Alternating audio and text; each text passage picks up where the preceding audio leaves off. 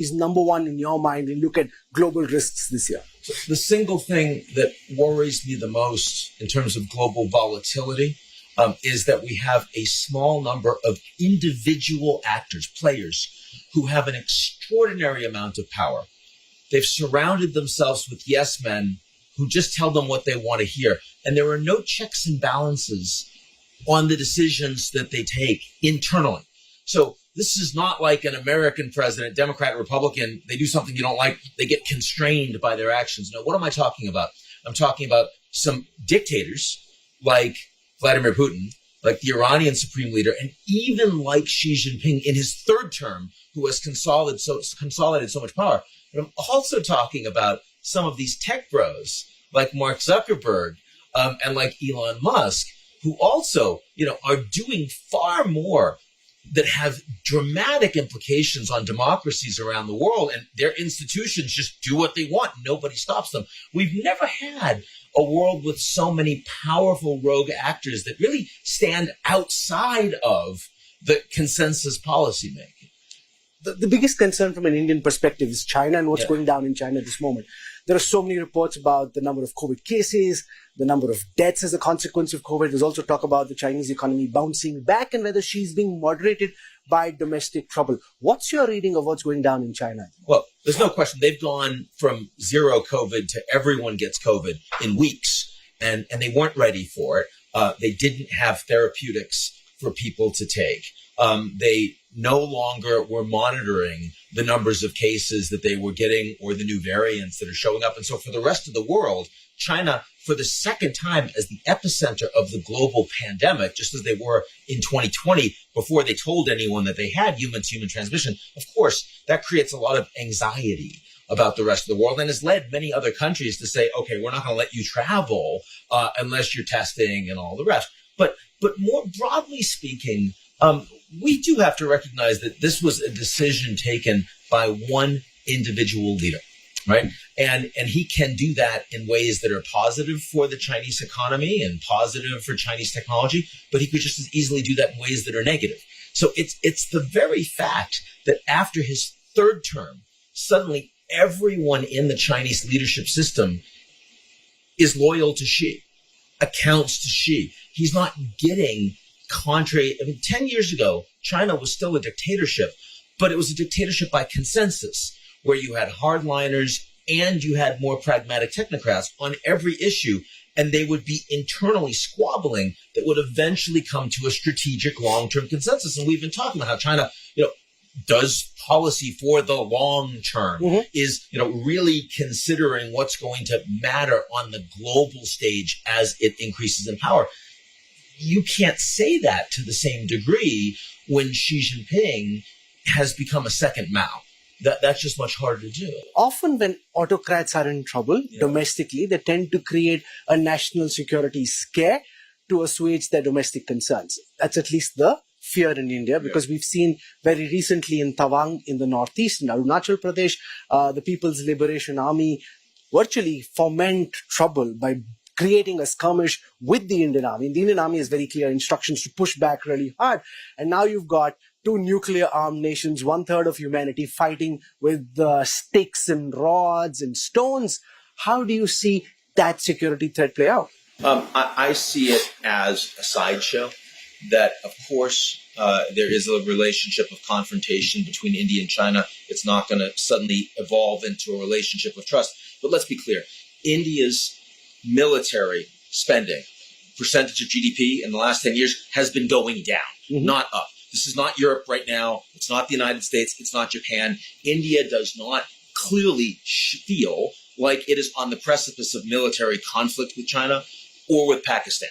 India is focused much more on digital infrastructure, growth, policy changes, those sorts of things. Now, there's no question in my mind that China itself is a country that is not trying to align itself more deeply with Russia. Ever since the Russian invasion of Ukraine, they're telling American allies all over the world, look, we don't like what they're doing. We're not going to cut our relations with them, but we don't want to be tarred with the same brush. We need constructive economic relations with you going forward. So the U.S. is not in a Cold War with the Chinese. The U.S. is not going to have imminent conflict with China over Taiwan, and India is not suddenly going to be in a nuclear confrontation with China.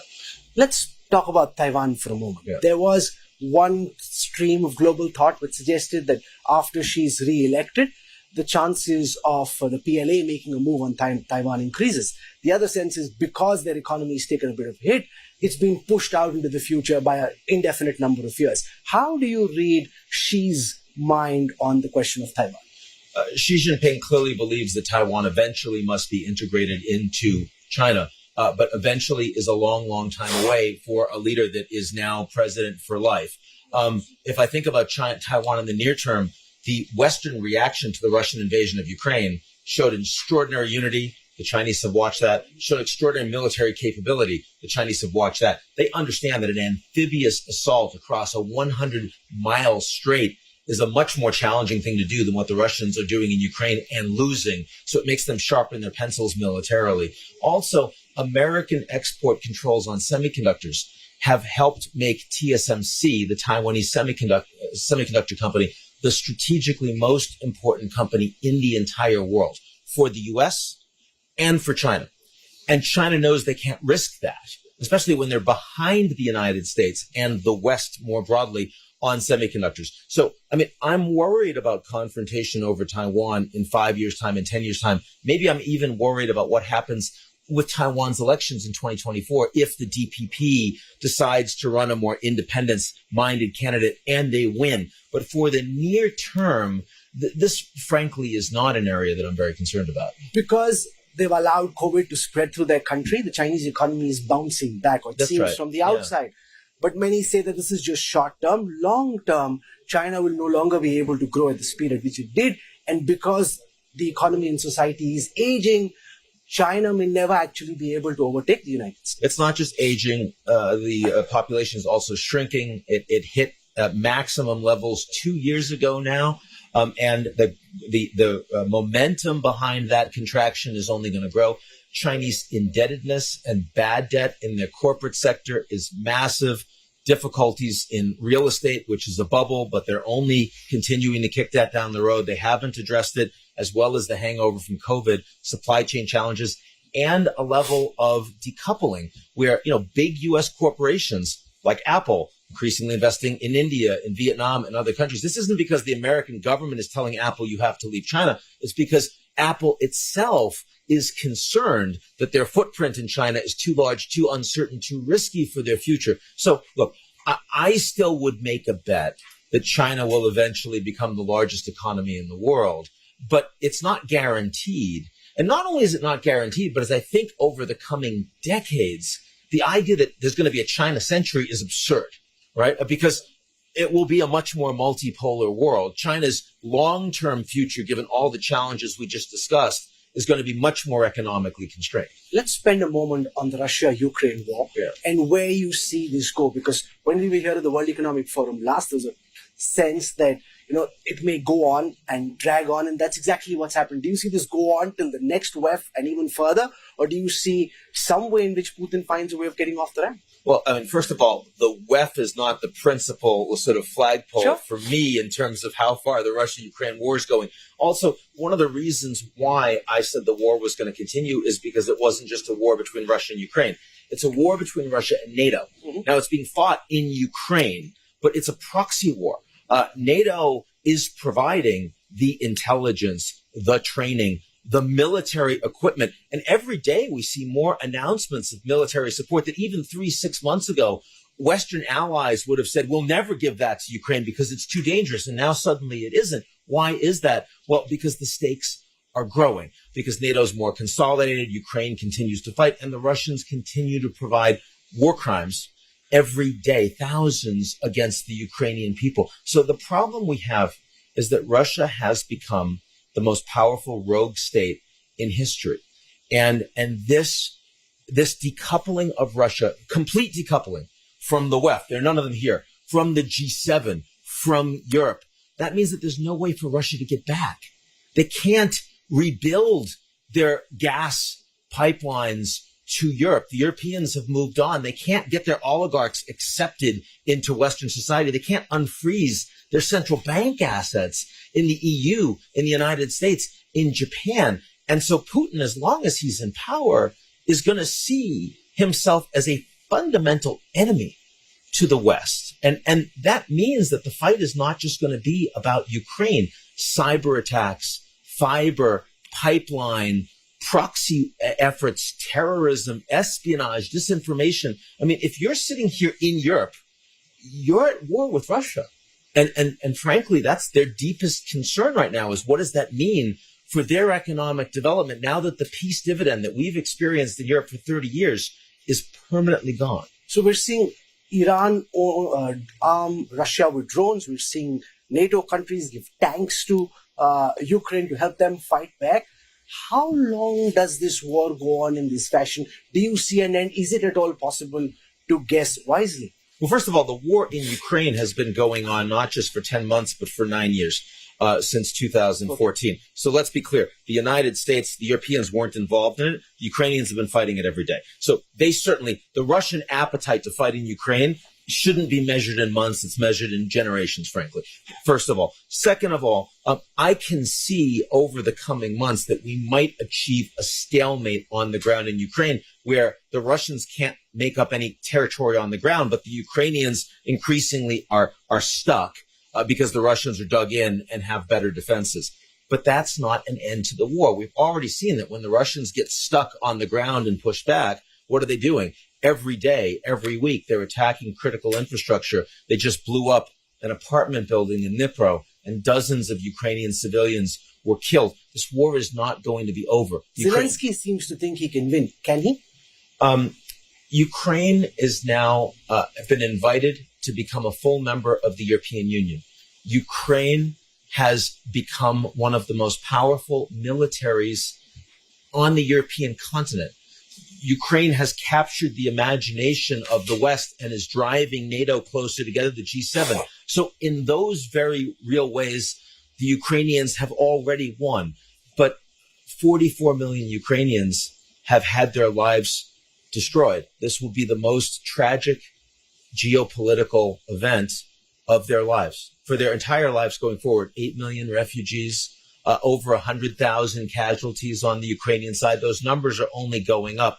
And so, I mean, what's really sad is that the West ignoring this issue, the G0 world that we've had now for almost a decade, well, the Ukrainians are paying the ultimate price for that. And we in the West have to appreciate that it is the Ukrainians that are suffering because we have abdicated leadership for so long. We've allowed Putin to believe that he would be ignored as he kept taking larger and larger chunks of the country. In your estimate, is Putin as much in control as he has been in the past, or is his control over the Russian state a little weaker now because he hasn't been able to win militarily? I don't see it. I mean, Russia's economy has contracted by 3.54% in the first year. Ukraine's economy has contracted by 40% in the first year. You don't see the demonstrations on the ground in Russia. They had a few for a few weeks after they called up 300,000 reservists. That was it, right? The special recruitment. The amount of state propaganda, the complete control of the media. Russia's not, it's not the United States, it's not India, it's not a democracy. Putin has an iron fist. And there is really no credible challenge to Putin in the near term. We've seen about 20 mid-level oligarchs commit suicide by jumping out of windows over the last year. If you're in Russia, you know what it means to go against Putin. And not many people are willing to have the courage to do that. You have a big report in India coming out soon. Give me a sense of where you're sitting at the Eurasia Group, your reading of the India story. Well, at a time that the emerging markets are taking a real hit because of climate change and supply chain challenges and the war and everything, the pandemic, and at a time when democracies, the big word has been democracies are moving backwards. They're all under siege. India is one country where the sitting leader is consistently over 60%. He's much more popular than his party, and that has allowed him to drive a number of legislative victories over the course of his first couple terms. And it also means that as we look forward, there's very little challenge to him in the country. There's no democracy that has more consolidated leadership today in the world than India. Mexico under AMLO is probably number 2, but constitutionally, AMLO can only have one term. Okay, so in terms of India's position in the world, just Yeah. because the fact that Europe is contracting, the fact that the Indian population is what it is and the country continues to grow at a time of global distress, India could be number 3 in terms of the global economy stacks by the end of the decade. But does that also, in some sense, to your mind, signal the rise of India as a nation? I mean, India, of course, is always going to be careful about the position it plays geopolitically because they have so many different and competing interests at play. I think that on the one hand, India has become much more exciting because after decades of not investing in hard infrastructure, they are seriously investing in digital infrastructure. And technology companies around the world have noticed, and you're seeing a lot more foreign direct investment as a consequence of that. That is a big generational story for India, a country whose demographics are expanding as China's are actually decreasing. And it really does allow you to unlock human capital. But the other thing I would say is that India, as a poor country still per capita, and India with a leader that comes from an undercaste and represents the 50% of the Indian population that is itself underprivileged, there's only so much of an alliance that you can build with the United States. You know, in the same way that the Biden administration says they've created a floor under the U.S.-China relationship, it can't go any worse. I think the Indians have a ceiling for the U.S.-India relationship, that it can't become a full alliance because India will still in many ways see itself as the leader of the developing world on climate, on inequality, on responding to the pandemic, on all of these issues where the wealthy countries have forgotten about the global south. And India hasn't forgotten about the global south. So I think it's a complicated picture, but ultimately it's so much more of an optimistic picture than we've ever been able to see for India over decades and decades. In the United States, it seems increasingly clear that President Biden will seek re-election. In your view, is that a good idea? Is it now increasingly certain that Donald Trump might not come back? How do you see this play out, and what do you see happening in the United States? I think Biden has decided that he is going to run for a second term, even though he's already 80 years old. He had been getting a lot of internal pushback, but with the legislative successes that he's experienced in the past months, that noise has gone down. And also his popularity for the first time since he's become president is higher than his unpopularity. And in the United States, so divided, that's quite unusual. So there's a pretty clear pathway for him to run. And if he runs, no one serious is going to run against him. There might be some challenges, but nothing serious. Trump, of course, announced immediately that he is running, but his popularity has decreased. Never say never. He still has a pathway to the nomination on the Republican side, but there are many people that are running, many of whom have serious name brand recognition across the country, many governors, many senators, many others, including members of his own cabinet, like Mike Pompeo, Nikki Haley, who I expect will come in. It's going to be a challenge for Trump to get the nomination. Trump has now lost 3 elections in a row for his party. The midterms when he was president, the 2020 election he denies, and then the 2022 midterms is now. He lost to Republicans, 3-time loser. The Republicans are sick of that. And so if Trump doesn't get the nomination and a new Republican wins in 2024 with the Senate and the House, we'll finally see the end of Trump in the United States. And I think a lot of American allies around the world will have an enormous breath of relief because he's been such a bomb in the partisanship of a dysfunctional and divided U.S. political system. Finally, Gideon Rachman had a piece out recently where he says Biden could go down in history as one of the best American presidents ever. I mean, his general image outside isn't quite as charismatic as, say, a Kennedy or an Obama, but just given his legislative success and the fact that he helped his party in the midterms, where do you think he stacks at this moment in the annals of American history? Presidents' legacies are never really appreciated at the time that they're governing. The big challenge that Biden has is he governs America when the country is so incredibly divided. And so domestically, he's never going to be at 60%. If you had, God forbid, if you had a 9/11 moment, you remember when Bush, after 9/11, he had 90% approval in the United States. Americans of all forms just came together. If you had something like that today in the United States, I never want to see that. But the country would be fighting each other over it. The one thing you can say is that on big national security issues like Russia, like China, like Iran, like North Korea, even though the country is really divided and dysfunctional, the policymakers actually agree on what to do. That's why you have a consensus semiconductor policy. It's why the U.S. is leading the world on Ukraine and military support. Biden has helped with that because on foreign policy, Biden doesn't try to divide. He is trying to be a consensus candidate. That's been helpful. And I could go on, but you have a packed schedule, so I'll end here. I really enjoyed this conversation. Lots of deep and sharp insights. Thank you very much. It's always good to see you, man. Successful Davos. Yeah. Thank you very much. Yeah. All the best to you.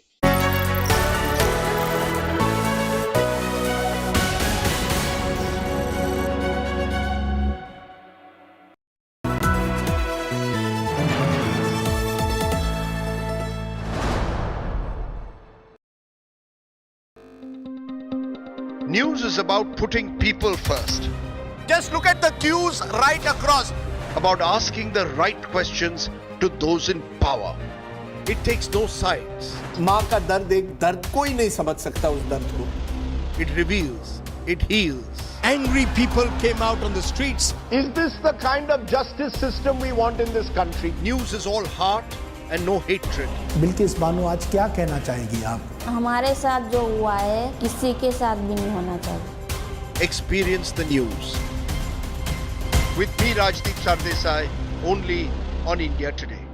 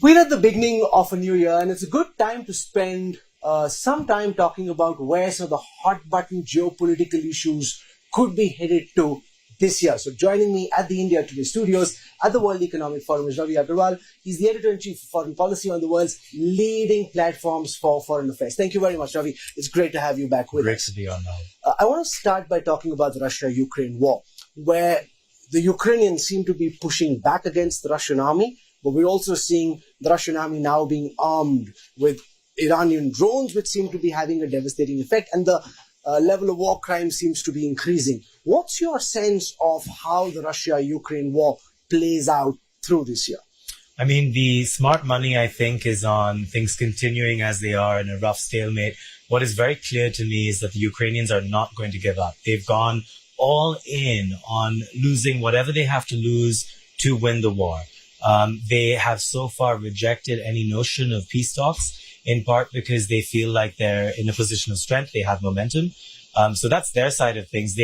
On their end, they need Western supplies of weapons, more advanced weapons. Recently, they've just gotten a delivery of tanks from the UK. They've asked for more higher level artillery, stuffed rockets that reach further into Russian territory. That's the kind of stuff they want moving forward. On Russia's end, who knows? I mean, we're essentially talking about the mindset of one person and what he wants out of this. At some point, you've got to wonder that he thinks that he's gotten something that he can declare as a victory, that he can make seem as a victory. We don't know what that is exactly. We've begun to hear rumblings that the Russians might want to talk at some point, but this only works if both sides want to talk. So we need the Russians to need it as much as the Ukrainians do. We're not there yet. We're also seeing NATO countries offer arms to Ukraine, which was so far off the table. Increasingly, tanks being given, which earlier was seen as NATO being dragged more deep into the conflict, which NATO was trying to avoid. How high, according to you, is the probability of the conflict escalating this year? It's fairly high. It's as high as it was even last year. I mean, there's still the imminent risk of Russians using a tactical nuclear device, of them feeling like their backs to the wall in a certain part of territory that they've occupied.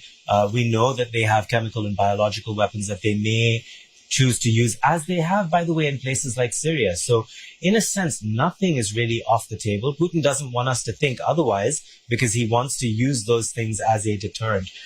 So there's a high degree of possibility of things escalating. And that, by the way, is the reason why the West isn't more involved than it is. The reason why the US doesn't formally have boots on the ground is exactly that reason. They want to prevent a larger escalation. That is Putin's trump card, in a way. He needs this to be as isolated as it possibly can be. We've seen lots of generals being shifted around in the Russian army, clearly as a consequence of not being able to deliver military victories. Is Putin as much in control of the Russian state as he was in the past, or is his control slightly more shaky than it has been? I'm asking essentially to know whether you think that there could be some kind of a move from within the Russian state which sees Putin being unseated. So there are two ways of looking at this. I don't think there's an imminent coup that we can think about in Russia. I think over the last 20 years, Putin, as paranoid as he is, has been very good at ensuring there's no clear line of succession. There's no cabal of people who could possibly unseat him. He has coup-proofed his regime as much as you can imagine. That doesn't mean, however, that he has generals who can speak truth to power. Like many all-powerful leaders, people are scared to tell him the truth. So he has, I think, to this day, not gotten a level-headed, clear-eyed assessment of Russia's military capabilities. That is why they've performed as badly as they have. That is why he's had to replace generals as often as they have. And really, they've made rookie mistakes right from the start. You speak to American generals, and they will tell you that, things as simple as having troops go out ahead of the tanks instead of the other way around, they keep making rookie mistakes, and it makes you wonder why. And I think part of it is lack of training, lack of supply chain knowledge over the years, lack of usage over the years, and lack of honesty.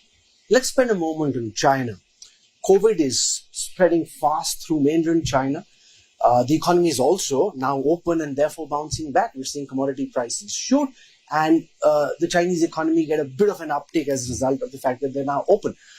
Where do you see China go from here? Is she now more moderate? There's a lot of reports coming in about how he seems to no longer be taking the kind of extremist position, seems to be dialing back on some of his mistakes. Well, it seems like he's heard what the people want in some cases. So only in the case of zero COVID, I think he has heard the people protest last year. He has used those protests as a means of guessing that the people's risk assessment has changed. So that means I think most Chinese people now, they want to be able to move around. They want to be able to travel. They want an end to zero COVID. So she's admitting, in as much that, I was able to save you from COVID all these years. Now we're going to open things up. China will have, the Economist predicts, for example, as many as 1 million deaths this year. It seems to me, however, that the Chinese people are understanding of that risk and they're okay to go ahead with it anyway. That explains Xi's decision to me. But on other issues, I wouldn't expect too much change in China. I mean, there's some moves to maybe step back on so-called wolf warrior diplomacy. But you look at the personnel involved, and it's all the same people. Ambassador Qin Gang, who was in America until recently, is now foreign minister. There are a lot of people who have been known to be very aggressive in their foreign policy, and they've been elevated. We saw recently a confrontation between the Indian and the Chinese armies in Tawang. From where you're sitting, how do you assess the risk of a military confrontation between the Indian and the Chinese armies becoming much bigger than what we've seen since Galwan? Well, I think the question there is who moves first to try and make it bigger. My sense is, on India's side, it has little to gain by really trying to push beyond what it had before. So I think from India's stance, it really just wants to secure the territory it did have, and it wants to not publicly acknowledge any losses. On China's case, it's much trickier because it's unclear to me how much this matters to them. I mean, what really matters to them longer term is Taiwan. And I think that is where, in terms of military tactics, their laser focus is going to be. I do think India is a much smaller part of territory for them. It is in Chinese folklore, those areas are not referred to in the same way as Taiwan is, which is deeply, deeply important to the Chinese psyche, to the idea of one China, in a way that India isn't. So I do not view India as a flashpoint for China in a serious way. It's not something that'll break out in a big way. After Senator Pelosi, when we saw the PLA enforce a naval blockade around the Taiwan Straits, displaying their military capabilities, do you see Xi in his third term wanting to make a move for Taiwan, or given what's happened between Russia and Ukraine, do you think the project to take over Taiwan is now being pushed into an indefinite future? So that's the money question. I wish we knew the answer. I think the Chinese are looking at Ukraine very closely. They are looking at the way in which the West coalesced to come around and support Ukraine. They're looking at polling in America. I mean, Americans are broadly supportive of sending more arms to Ukraine. Remember, in America, the war in Ukraine is framed as a democracy versus autocracy grand fight. Taiwan falls into the same prison. So if you look at the lessons from Ukraine, you would imagine that the American people would actually be supportive to some extent of supporting a Taiwanese fight for survival. So in that sense, I think the Chinese would be less likely than they were before to try and take Taiwan. That said, much of it is a military assessment, week to week, month to month. Both sides play out war games all the time. In many of these war games, mostly China ends up winning, but America does win sometimes as well. So it really is a question of a whole range of other parameters for the Chinese, including the economy. I don't think it's going to happen this year. I think the priorities for Xi this year are different, mostly economic. He needs things to get back online. Remember, COVID led to a 2 percentage point drag on China's GDP. I think that's going to be their biggest focus this year. We also saw protests in China, which isn't commonplace, unlike India or the United States. Do you think by opening up the economy, he's dealt with the protests for the moment? Because those seemed from the outside, at least, as potentially being bigger than what happened in 89 at Tiananmen. What's your reading of the domestic situation vis-a-vis Xi's popularity? So these protests, to be clear, were the most significant since Tiananmen in that they questioned not only zero COVID, but they also questioned Xi. So China actually has a long history of protests. Protests are usually localized and issue specific. That's what made last year's protests as important as they were. That said, one can bet that any of the people who were out protesting are gone. The Chinese have excellent surveillance capabilities. It is hard to imagine that any of the people who are out protesting aren't locked up somewhere at this point. It's an open question as to who else is going to dare to come out and protest now that zero COVID has been ended. So my sense is Xi has dealt with the protests the way a dictator does, which is a mix of suppression and a mix of listening. It's hard to imagine more mass protests breaking out because you have to wonder over what? Once zero COVID is over, now unless they're really just protesting Xi himself, which, by the way, is a tough thing to do in China. If you look at polling data, Xi is actually fairly popular. So I think he solved How that do you problem. trust that polling data? I mean, you can't. This is by Susan Shirk, who runs a study of Chinese data assessments. I trust her, but her sense is that, Xi's standing is fairly robust. So as much as you can trust any data out of China, that's something that one data point I've heard. But again, I think much depends on the economy. If they're able to open up, I think much of the resentments of the last 3 years will dissipate. Let's spend a moment on India. This is the year of the G20 presidency for India. Our Prime Minister Modi made a big pitch for the Global South just last week. What's your sense of how this year is likely to pan out from an Indian perspective, given that this is the big year of India being the G20 president and the SCO chief? Yeah, it is a big year for India. I think the whole world is looking to India for a sense of leadership, for a sense of an agenda for the G20. Foreign Minister Jaishankar has already said that he intends for Delhi to be the voice of the Global South. I think that's going to mean an important stance in climate change negotiations, in trade negotiations. India's friendship, I think, with America is going to help it in this regard. Usually, I think historically, whenever India has been non-aligned, that has sort of hurt it in some respects. But in this case, it's a strength. To be diplomatic is a strength when you are running something like the G20. So I think a lot of eyes will be on the way India navigates the global mood. And it has done that very well in the last year. If you look at how it has, in some senses maintained a historic friendship with Russia. It has continued to buy Russian oil on the cheap. I say continued, actually. Indian oil purchases have gone from 0.3% of total crude to something like 23% in the last month. So a dramatic rise. And it has done all of that while remaining very friendly with America. So in that sense, it is from an Indian perspective, a diplomatic feat. The question now is whether it is able to leave a legacy in terms of the G20. Indonesia was, when it had the G20 presidency last year, was really thinking about a legacy in terms of what people will remember it for. I think that's what the Indians will be looking to do. What do you think India's legacy at the G20 could be as its president? Well, I would imagine we've seen a real move towards deglobalization in the last year, 5 years, given COVID. I suspect that will be an area where India might like to try and reverse course to some extent. India has been at the forefront of what we've begun to call minilateralism. So these smaller groupings, I2, U2 with Israel, UAE, US, the Quad, of course. So India might sort of use that as a means to maybe even reshape how countries speak to each other. I imagine climate change will be front of the agenda in some form. Last year's big change was an agreement on loss and damage payments. I think if India is able to show some leadership in terms of what those payments look like, who gets those payments, it's outside the G20 framework, but still an important part of it, because ultimately those are the countries you need to pressure. So those are some of the things I imagine that will be on the table. Let's spend a moment on the United States. Gideon Rahman had a piece out where he says that Biden could go down in American history as one of the country's greatest presidents ever.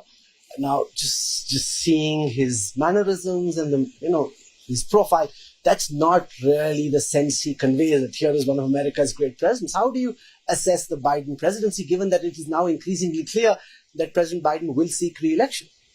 Yeah, I think he's days or weeks away from announcing formally that he will seek re-election. I think broadly, at a domestic level, he has achieved some great successes. The fact that they were able to pass the Inflation Reduction Act is just seismic. Not only for inflation, even though the effects there were minimal, mostly climate change. The investments into climate initiatives into green energy are something totaling around $400 billion. That is immense from an American standpoint. I know that European and Asian allies are calling it protectionist, but frankly, you need competition when it comes to climate change, and that's a good thing. Semiconductors, massive, I think $50+ billion investment, really ramping up competition with China there. So there are some big successes they've managed to get out of COVID in a way that I think was relatively successful compared to the rest of the world. Those are things I think that the people will remember come polling day. Foreign policy is a bit more mixed. I think America's done very well on Ukraine, as much as it could. It is a mystery to me still what America's China policy is. I think this will be the defining foreign policy issue for America over the next 20, 30 years. And what's unclear to me is, does America want to contain China? Does it want China to keep growing and just not be a military threat? Where the rest of the world fits into all of these things, increasingly unclear to me. So the jury's out there. Let's spend a moment on that. The idea that there could be two blocks.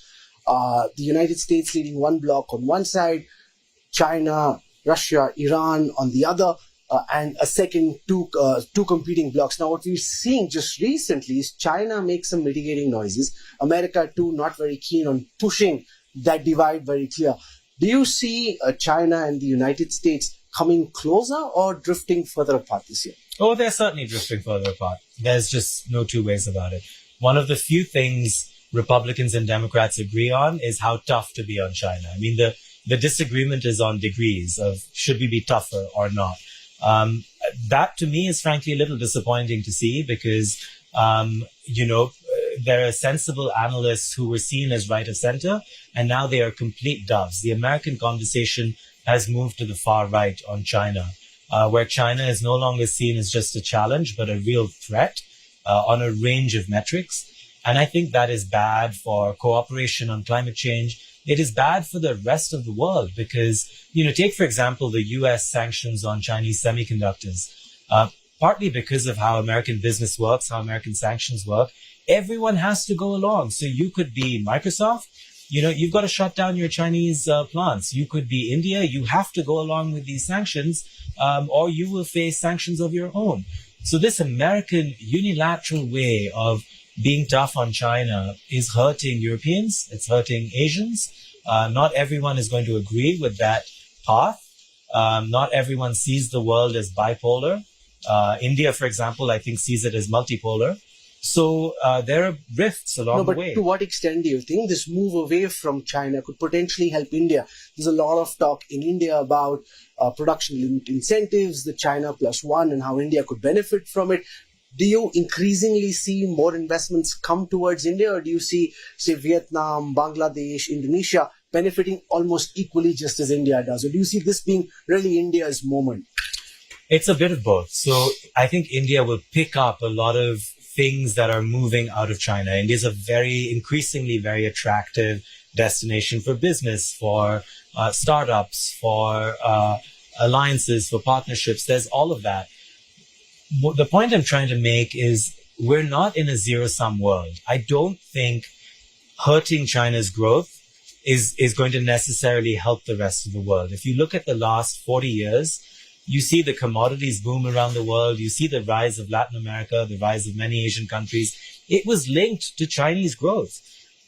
You take Chinese growth off the table, you try to cut China off completely. Tell me how that's good for the rest of the world. I don't think it is. And I think America sees this purely from an American prism of wanting to contain its closest competitor.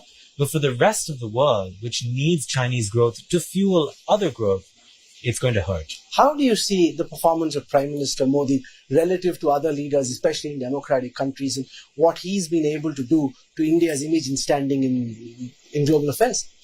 Look, I mean, purely from a growth perspective, India is the fastest growing large economy in the world. Last year, I imagine that'll continue this year, although there's been a bit of a slowdown. I think COVID, despite the Delta period, which was very tough on Indians, India has emerged well. Reasonably high rates of vaccination compared to many other democracies, especially among the elderly. So better performance than China on that front. In terms of India's image, we referred to this earlier. I personally think it is unbelievable that India has managed to dramatically expand its purchases of Russian oil while still staying very close friends with America. That is truly a foreign policy feat that is hard to imagine playing out anywhere else in the world. So on those fronts, I think India has actually done quite well over the last few years. It depends on the frame of reference, however. Does India need to do better? Yes. For a country where you have a GDP per capita still in the $2,000, $2,500 a year range, you need India to grow much faster than it is. So India has a growth imperative. It has done well, but it needs more. Well, India always needs more. It's been fascinating talking to you. Some really sharp insights in this conversation. Thank you very much, Ravi. Always a pleasure. You. All the best. Thanks.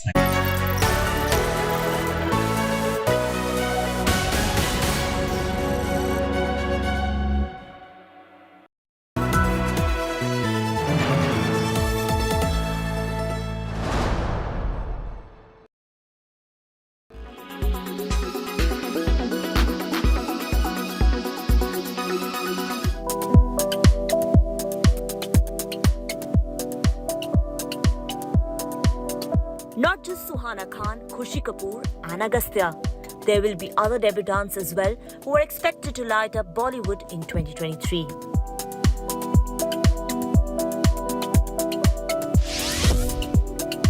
Topping the list is actor Shehnaz Gill. अपने who after delivering performances in various Punjabi films has bagged a big one, as she will be making her Hindi film debut alongside Salman Khan in Kisi Ka Bhai Kisi Ki Jaan. Salman had been sharing glimpses of his look every now and then. The makers had also released a teaser of the actor in which he can be seen in a rugged look.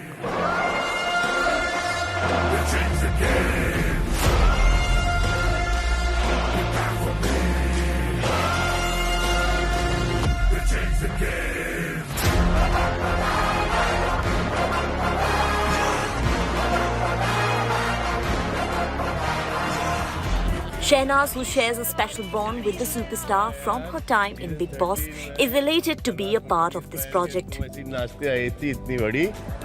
तो आपने film में entry दे दी तो फिर मेरे को थोड़ा तो अब जलवा दिखाना पड़ेगा ना. Shehnaz was last seen sharing screen space with Diljit Dosanjh and Sonam Bajwa in Hausla Rakh. Divorce ਦੇ ਕੇਸ ਨਾਲ ਨਾ ਬੱਚੇ ਦੀ ਕਸਟਡੀ ਵੀ ਇਹਦੇ ਨਾਮ ਕਰੋ. ਫਾਦਰ ਕੱਲਾ ਬੱਚਾ ਨਹੀਂ ਸਾਂਭ ਸਕਦਾ ਜੀ. ਸਾਂਭੂਗਾ ਤੇ ਤੂੰ ਹੀ.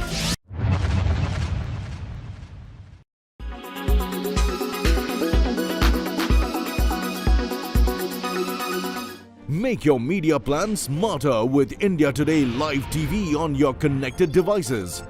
Amplify your brand with 100 million smart internet viewers. To advertise, mail us at sales@aajtak.com.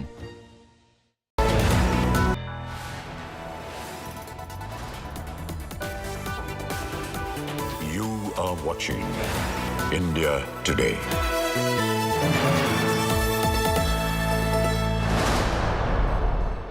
Right, joining me right now is the man of the moment, DK Shivakumar. You've had a long day, Mr. Shivakumar. Priyanka Gandhi in Karnataka delivering the second wave of promises, but enough controversy, Mr. Shivakumar, that's been generated at the back of Na Nike, the entire event. The BJP now has said that the Congress paid the women 2,000 rupees to come and attend the event for women.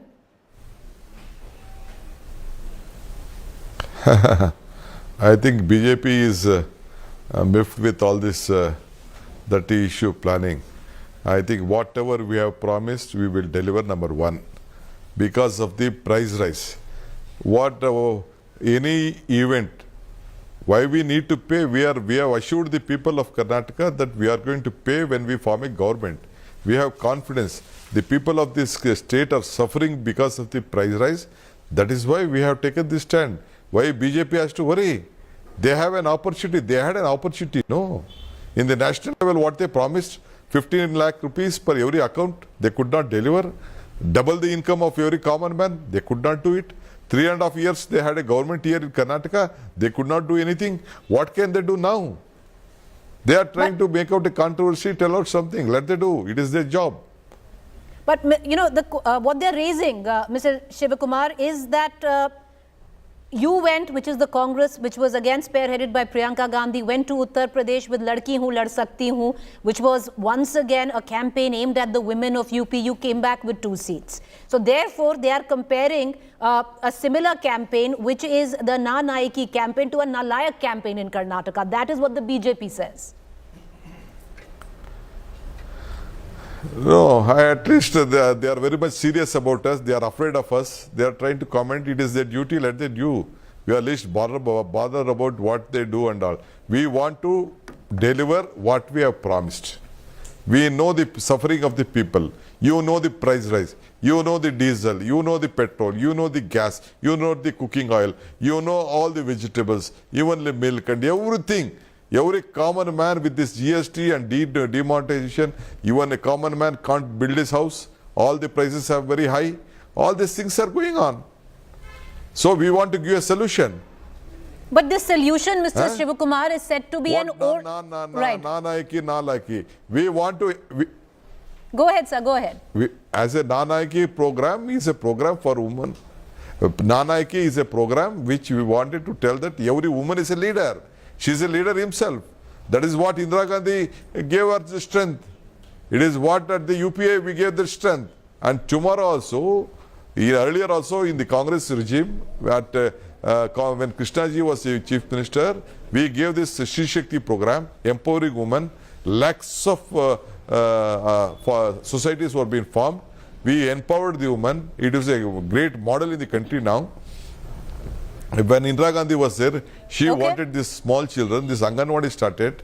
Then at the time of Manmohan Singh, various constitution amendments was being done to protect the women rights. That is why we are protecting women. The woman is there where there is no caste, creed and everything. 50% of the population. Is it not a duty of any political party to see that we help all of them? No, okay. The fact is you're not the first. That is what Mr. D.K. Shivakumar is a question that I want to raise. You're giving 2,000 rupees in every woman's bank account. The Aam Aadmi Party has already done so. You're giving 200 free electricity if you come to power. There's a list of promises. You are also subscribing to the Revdi culture as to speak, and you're actually taking a leaf out of the booklet of the likes of the Aam Aadmi Party. They've done that in various other states. You're doing it now. No. Congress party had earlier announced various schemes. Apart from that, we had announced Nyaya scheme in our earlier budget, earlier manifesto also. We had announced various other issues. Either it may be Madhya Pradesh, it may be Rajasthan, it may be other parts of the country. We had announced various schemes like that, and we wanted to help the people. We don't want anyone's leaf, either the AAP leaf or BJP leaf. We have our own leaf, we have our own history. Our histories have proved everything right.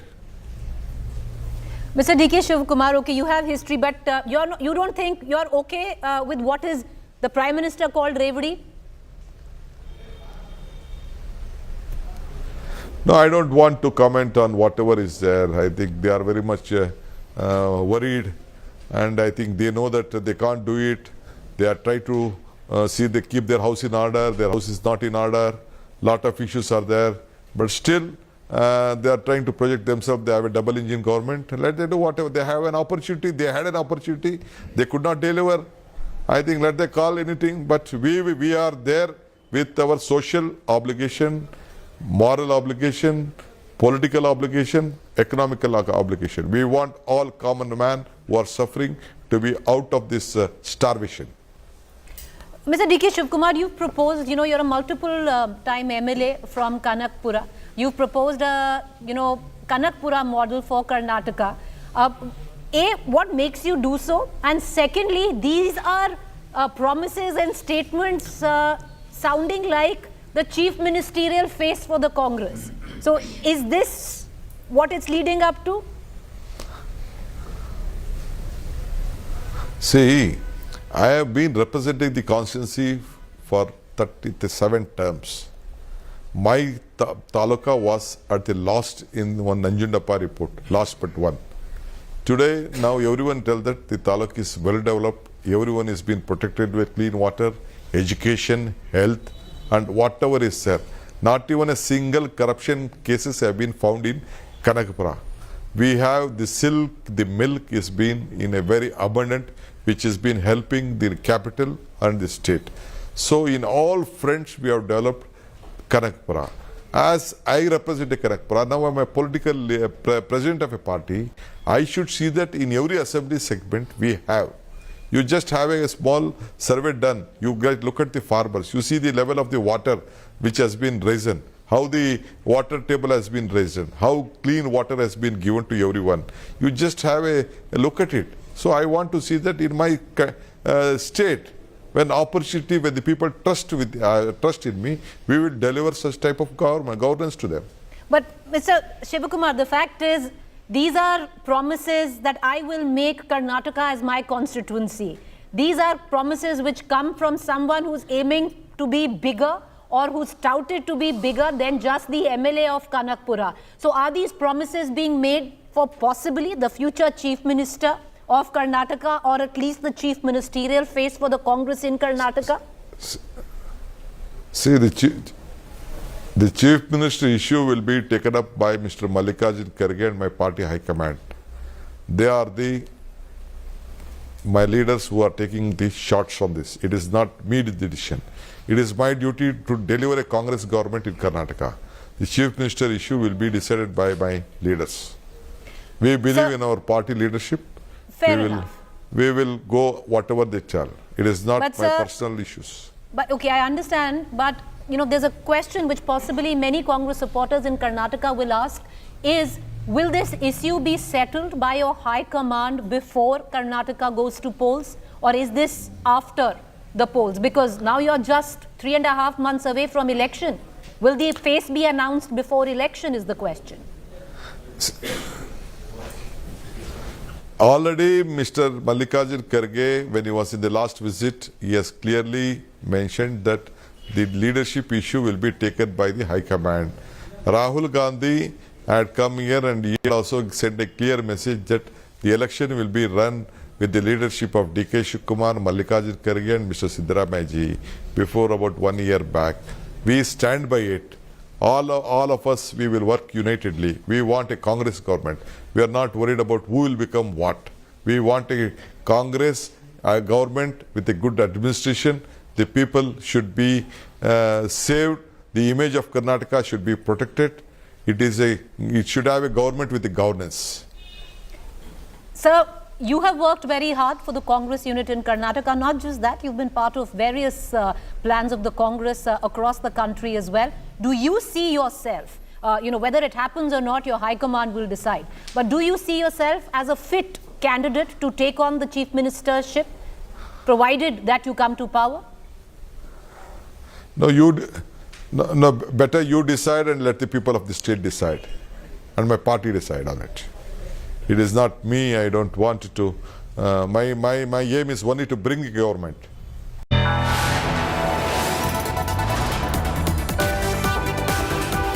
You are watching India Today.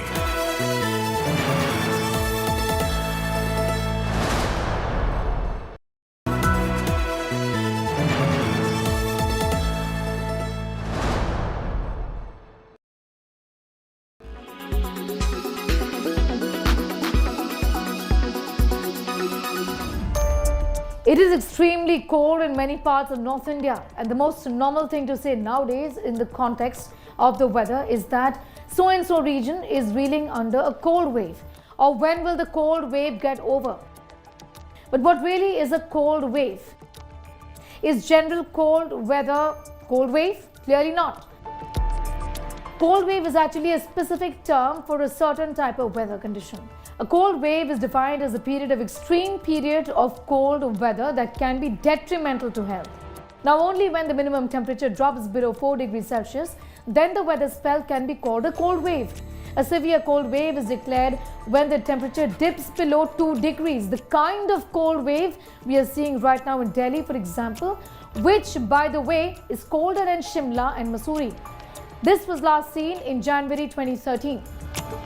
Safdarjung, which is Delhi's base weather station, saw a temperature of 3 degrees Celsius on the 5th of January, 2.2 degrees on the 7th of January, and then 1.9 degrees on the 8th of January. Now, the Met Department says that isolated cold wave conditions will continue in some parts of the country.